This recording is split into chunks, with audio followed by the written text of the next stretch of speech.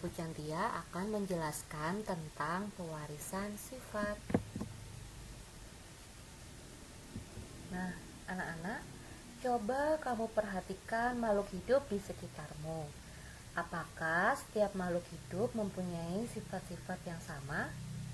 Manusia, hewan, dan tumbuhan mempunyai sifat-sifat yang berbeda. Sifat-sifat yang berbeda yang terdapat pada makhluk hidup dikendalikan oleh materi genetis. Materi genetis ini berupa substansi yang disebut dengan gen.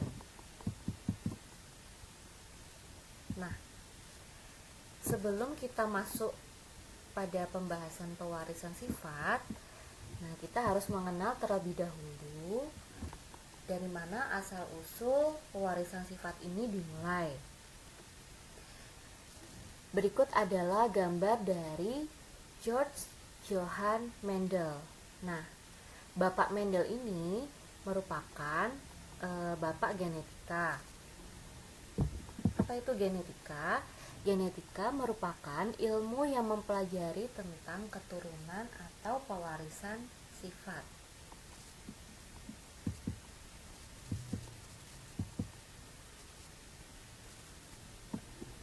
Anak-anak, pewarisan sifat itu erat kaitannya dengan kromosom. Di mana letak kromosom itu? Nah, jadi anak-anak, manusia itu memiliki sel. Di dalam sel terdapat inti sel. Kromosom inilah yang letaknya di dalam inti sel. Nah, di dalam kromosom itu terdapat benang-benang. Benang-benang inilah yang bila diuraikan terdapat DNA atau deoksiribosa nuklear yang berperan dalam proses pewarisan sifat.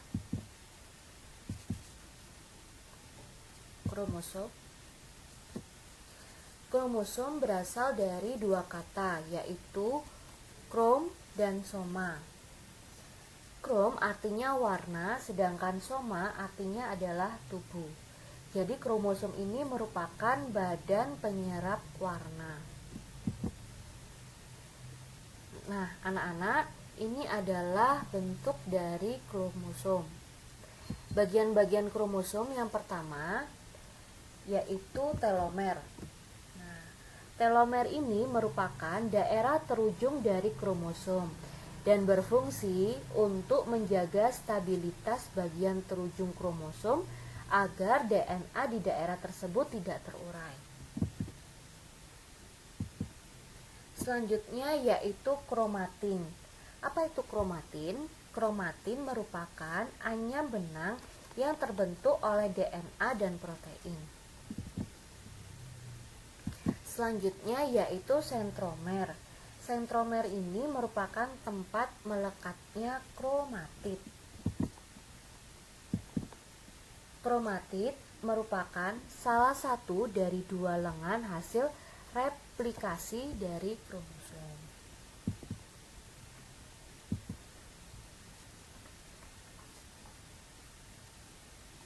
Kromosom berdasarkan fungsinya dibedakan menjadi dua, yaitu autosom atau kromosom tubuh dan gonosom atau yang biasa kita kenal sebagai kromosom kelamin. Kromosom tubuh yaitu kromosom yang tidak ada hubungannya dengan penentuan jenis kelamin. Biasanya disimbolkan dengan huruf A. Sedangkan gonosom merupakan kromosom yang menentukan jenis kelamin, terdiri atas kromosom X dan kromosom Y.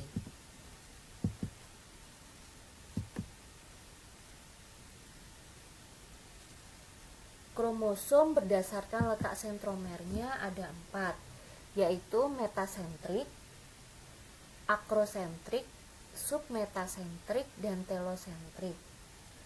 Metasentrik apabila sentromer terletak di tengah dan membagi lengan kromosom menjadi dua lengan yang hampir sama panjangnya. Sedangkan akromer Sedangkan akromer yaitu sentromer terletak di dekat ujung kromosom satu lengan. Jadi satu lengannya lebih panjang daripada lengan yang satunya.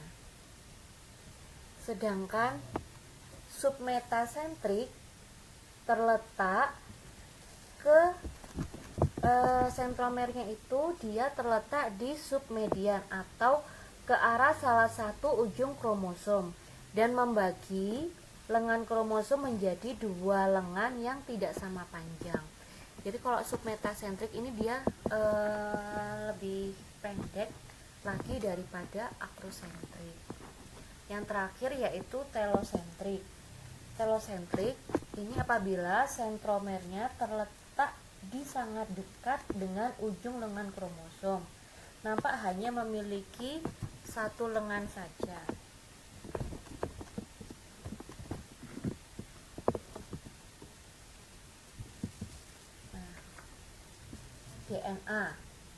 DNA memiliki kepanjangan deoksiribonukleik asid, merupakan asam nukleat yang menyimpan semua informasi genetik. Jadi terdapat materi genetik yang membawa informasi yang bisa diturunkan. DNA ini ditemukan di inti sel di dalam mitokondria. Bila DNA ini diuraikan, maka terdapat fosfat, gula ribosa, dan basa nitrogen.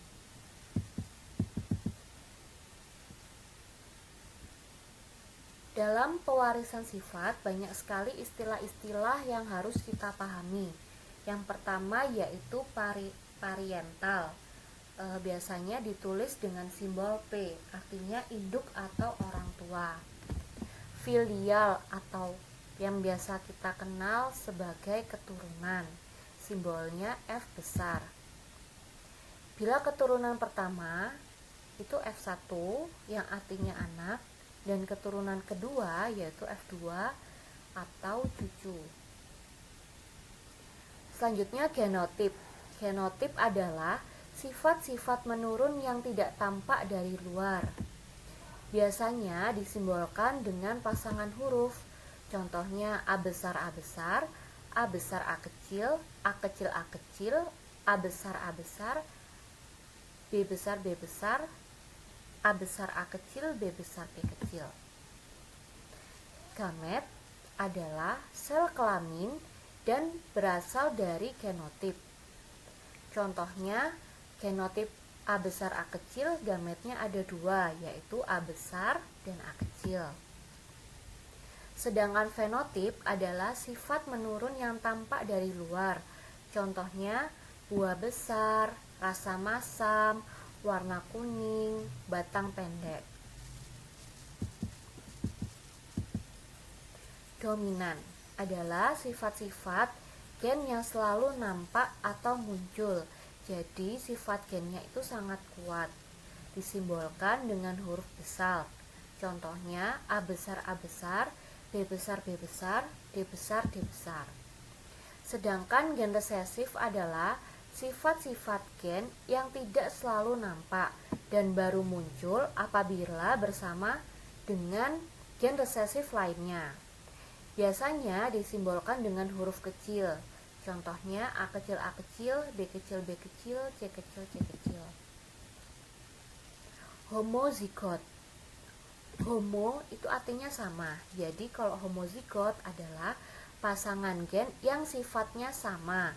Contohnya A kecil A kecil, B besar B besar, A besar A besar, C kecil C kecil.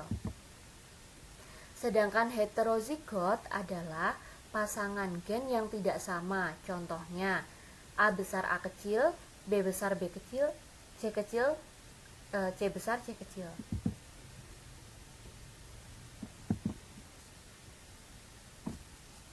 Selanjutnya kita akan masuk pada persilangan.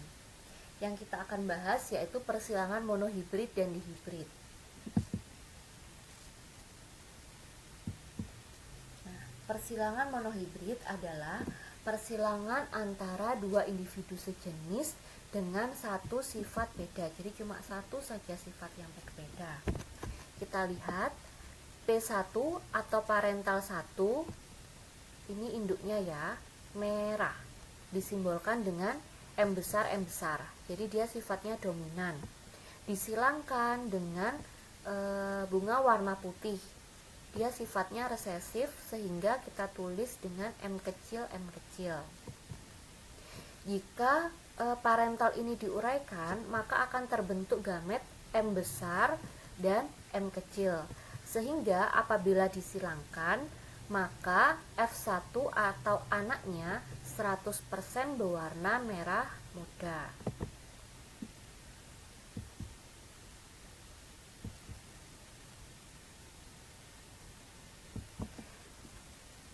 Selanjutnya kita akan membahas tentang persilangan monohibrid intermediate.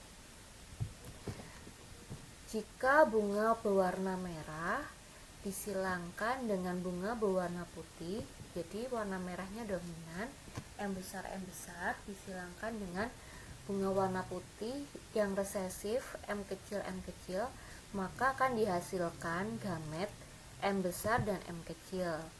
Sehingga bila disilangkan akan menghasilkan anak atau F1 M besar M kecil, yaitu 100% berwarna merah muda. Apabila hasil anakan F1 disilangkan kembali dengan sejenisnya F1 dan F1, maka yang akan dihasilkan yaitu gametnya M besar M kecil dan M besar M kecil. Nah, hasil gametnya kita buat tabel persilangannya.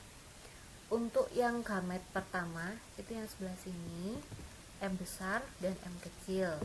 Untuk gamet yang keduanya diletakkan di bawah, M besar dan M kecil. Kita silangkan, M besar bertemu M besar menjadi M besar. M besar bertemu M kecil menjadi M besar M kecil, dan M kecil bertemu M besar menjadi M besar M kecil, dan M kecil bertemu M kecil menjadi M kecil. Sifat dominan selalu ditulis di depan, tidak boleh ditulis di belakang.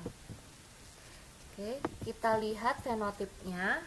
Fenotip itu adalah sifat yang tampak. Ya, jadi M besar ini adalah warna merah. M besar M kecil adalah warna merah muda. Ini juga merah muda, dan M kecil ini adalah berwarna putih, sehingga hasil perbandingan genotip F2-nya yaitu 1 M besar dibanding 2 M besar M kecil dibanding 1 M kecil, sehingga hasil perbandingan fenotip F2-nya yaitu 1 merah, 2 merah muda, dan 1 putih.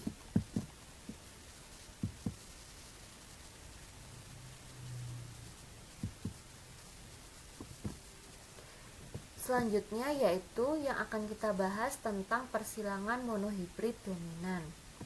Misalkan bunga ungu dengan genotip U besar disilangkan dengan bunga putih dengan genotip U kecil, maka akan dihasilkan gamet U besar dan U kecil. Jika disilangkan, semuanya 100% berwarna ungu heterozigot. Ini ya, ungu heterozigot. Apabila bunga ungu heterozigot disilangkan dengan bunga ungu heterozigot, maka akan menghasilkan gamet U besar U kecil, U besar U kecil. Sehingga hasil persilangannya yaitu U besar disilangkan U besar disilangkan U kecil, U besar disilangkan U kecil, dan U kecil dengan U kecil. Jika kita lihat hasilnya yaitu ungu, dan putih. Jadi total ungu total bunga ungunya ada 3 dan total bunga putihnya ada 1. Nah, hasil perbandingannya seperti ini.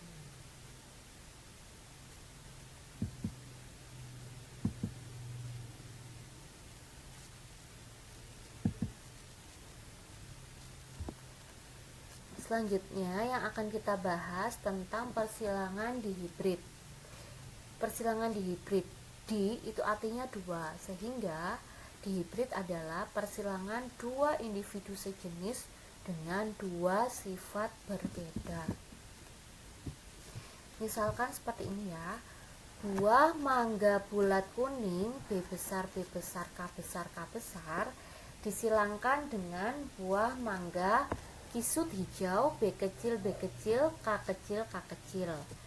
Nah, bila diuraikan maka gametnya yaitu B besar dan K besar. Lalu untuk yang kisut hijau gametnya yaitu B kecil dan K kecil. Bila disilangkan maka akan menghasilkan fenotip 1 atau anakan yang pertama B besar B kecil K besar K kecil. Nah, kita lihat untuk fenotip yang tampak apa? Karena di sini ada yang dominan, maka sifat dominannya yang lebih muncul. B besar B kecil. B besar ini adalah bulat, sehingga sifat yang muncul adalah bulat, dan K besar K kecil ini yang dominan adalah K besar, sehingga sifat fenotip yang muncul adalah kuning. Jadi hasil F1-nya yaitu 100% bulat kuning. Apabila hasil anakan F1-nya disilangkan dengan sesamanya, maka untuk variantal kedua bulat kuning B besar B kecil K besar K kecil disilangkan dengan bulat kuning B besar B kecil K besar K kecil akan menghasilkan gamet B besar K besar, B besar K kecil, B kecil K besar, B kecil K kecil. Nah, hasil persilangannya seperti ini.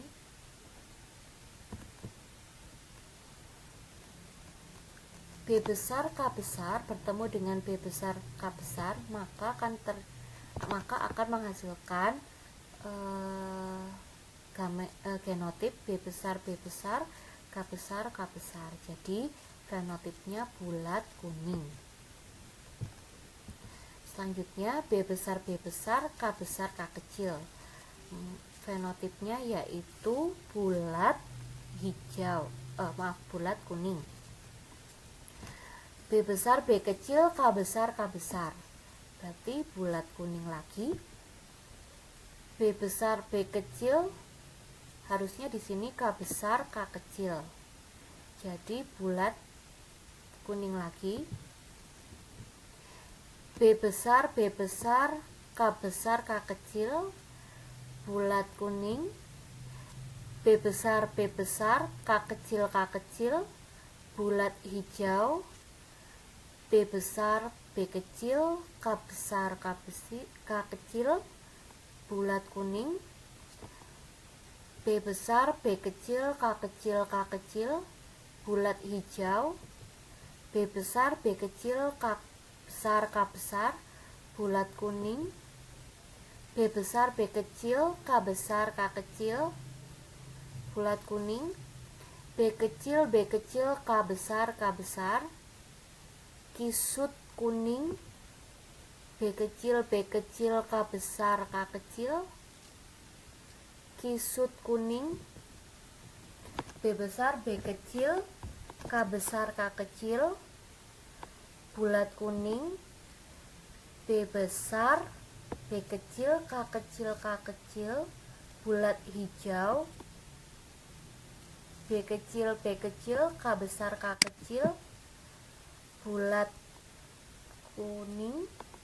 Harusnya yang di sini B kecil K kecil,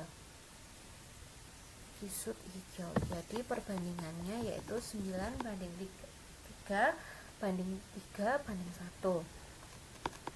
9 bulat kuning dibanding 3 bulat hijau dibanding 3 kisut kuning dan 1 kisut hijau.